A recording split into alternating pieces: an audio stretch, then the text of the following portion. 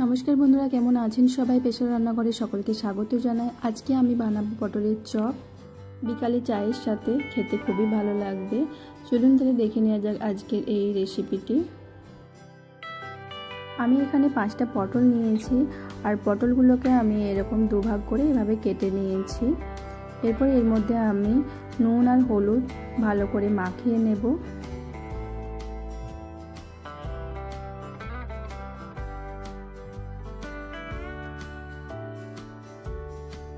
हाथ दिए নুন হলুদটাকে পটলের গায়ে ভালো করে মাখিয়ে নিতে হবে। পটলটাকে আগে ভেজে নেব যখন চপটা করব, যাতে ভালোভাবে পটলটা সিদ্ধ হয়ে যায়। তো 1 চামচ তেল দিয়ে আমি পটলগুলোকে দিয়ে দিলাম।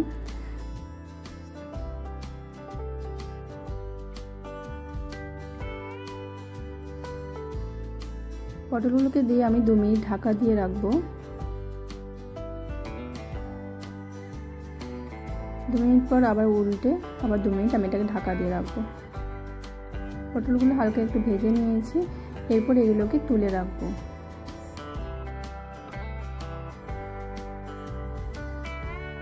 আমি এখানে নিয়েছি 1 কাপ পরিমাণ বেসন।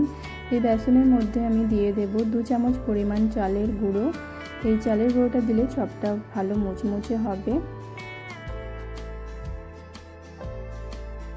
এর মধ্যে দিয়ে দেব লবণ, হলুদ গুঁড়ো আর লাল লঙ্কা গুঁড়ো।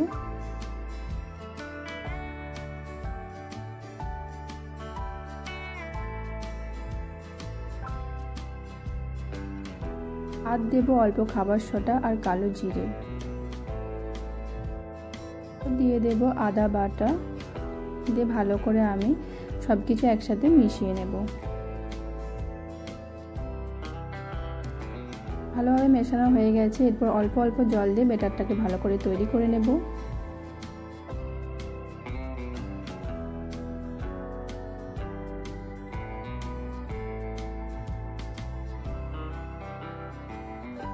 ব্যাটারটা বেশি পাতলাও না বা খুব গাঢ় না, তাই অল্প অল্প জল দিয়ে ভালো করে ব্যাটারটাকে গুলে নিতে হবে।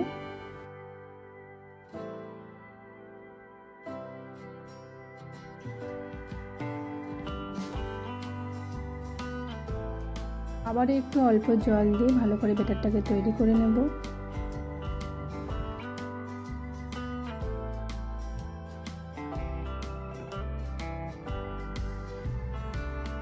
এরপর হাত দিয়ে ভালো করে ফেটিয়ে নেব। আর ব্যাটারটা ঠিক এরকমই থাকবে। কড়াই গরম করে নিয়ে আমি এর মধ্যে দিয়ে দেব সাদা তেল। সাদা তেলটাকে ভালোভাবে গরম করে নেব। তারপর ভাজা পটলটাকে ব্যাটারের মধ্যে ভালো করে ডুবিয়ে তেলের মধ্যে দিয়ে দিতে হবে। আমি একটা একটা করে ব্যাটারের মধ্যে ডুবিয়ে তেলের মধ্যে দিয়ে দিচ্ছি। এখানে দেওয়া হয়ে গেছে, এক সাইড ভেজে নেব। এক সাইড ভাজা হয়ে গেছে, এরপর উল্টে আরেক সাইড আমি ভেজে নেব।